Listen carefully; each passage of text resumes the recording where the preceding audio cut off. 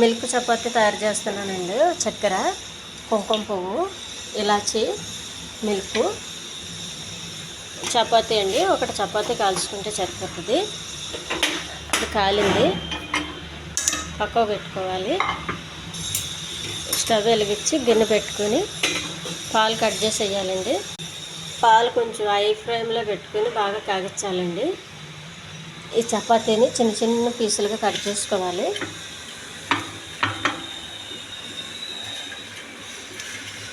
వేడిగా ఉందండి. ఒక చల్లారినాక ఈ చిన్నగా కట్ చేసుకున్న చపాతీ ముక్కలన్నీ ఒక గిన్నెలో వేసుకోవాలండి. ఏంటంటే చపాతీ చాలామంది పెద్ద వయసు వాళ్ళకి పళ్ళు ఇబ్బంది ఉంటాయి, వాళ్ళకి తినడం కష్టమవుతుంది. అలాంటి వాళ్ళకి ఇది బాగా ఉపయోగపడుతుందండి. చపాతీ ముందు బాగా కాల్చి పక్కకు పెట్టుకోవాలి. ఇలాచీలండి మెత్తగా పొడి చేసుకోవాలి.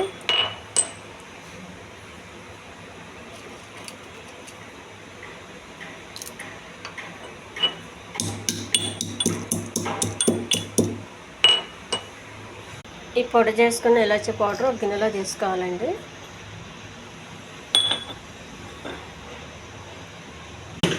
పాలు బాగా మరిగించాలి. పచ్చివాసన వస్తాయండి మరిగించకపోతే, అందుకు కొంచెం బాగా మరిగించాలి.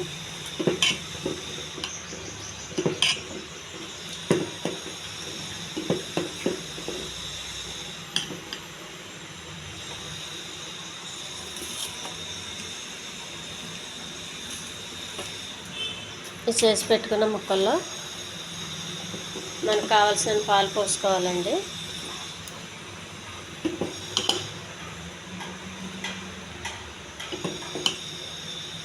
చిన్నపిల్లలకి, పెద్ద వయసు వాళ్ళకి పళ్ళు ఇబ్బందిగా ఉంటాయి చూడండి. పెద్ద వయసు వాళ్ళకి, ఇంకా పళ్ళు రాని చిన్నపిల్లలు ఉంటారు చూడండి, వాళ్ళకి బాగుంటుంది. ఇలా చేసి పెడితే మెత్తగా ఉండి వాళ్ళకి తినడానికి సులువుగా ఉంటుంది. కొంచెం చక్కెర అండి, మనకు కావాల్సిన చక్కెర.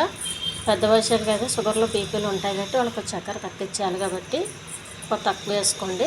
చిన్నపిల్లలు అది బాగానే కొంచెం తింటారు కాబట్టి వాళ్ళకి కొంచెం చూసి వేయండి చక్కెర. మరి పిల్లలకు కూడా మంచిది కాదు.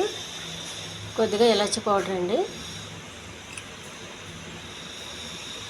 కొంచెం కుంకుమ పువ్వు. దీన్ని ఒక పావు గంట అలా పక్కకు పెట్టేసామనుకోండి, చాలా మెత్తగా అయిపోతాయి. మెత్తగా అయిపోతే తినడానికి చాలా బాగుంటుందండి, చాలా టేస్ట్గా ఉంటుంది. ఈ ఛానల్ నచ్చితే సబ్స్క్రైబ్ చేయండి, షేర్ చేయండి, లైక్ చేయండి. పాలు కొంచెం ఎక్కువనే పోసుకోవాలండి, ఎందుకంటే దగ్గరికి అయిపోతుంది కాబట్టి కొంచెం పాలులా ఉండాలంటే